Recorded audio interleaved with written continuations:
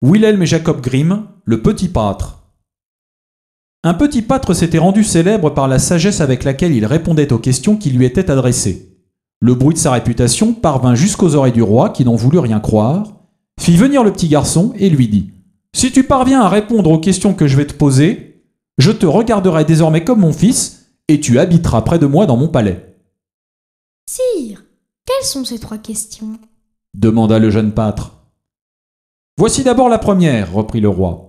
Combien de gouttes d'eau y a-t-il dans la mer ?» Le petit pâtre répondit. « Sire, commencez par faire boucher tous les fleuves et les rivières de la terre, de manière qu'il n'en coule plus une seule goutte d'eau dans la mer jusqu'à ce que j'ai fait mon calcul. Alors, je vous dirai combien la mer renferme de gouttes. » Le roi reprit. « Ma seconde question est celle-ci. Combien y a-t-il d'étoiles dans le ciel ?» Le petit pâtre répondit. « Sire, donnez-moi une grande feuille de papier blanc. » Puis le jeune garçon fit avec une plume un si grand nombre de petits points serrés sur toute la surface du papier, et si fins qu'on les apercevait à peine, et qu'il était de toute impossibilité de les compter. Rien qu'à vouloir essayer, les yeux étaient éblouis. Cette besogne terminée, il dit au roi.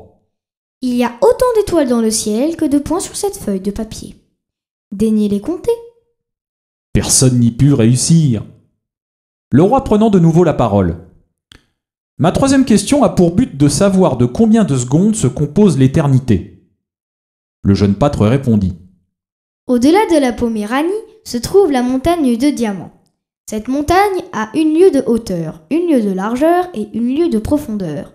Tous les 100 ans, un oiseau vient s'y poser, gratte la montagne avec son bec et enlève une parcelle de diamants.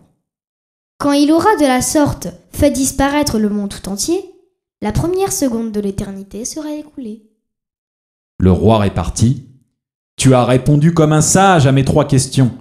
Désormais tu resteras près de moi dans mon palais, et je te regarderai comme mon fils. »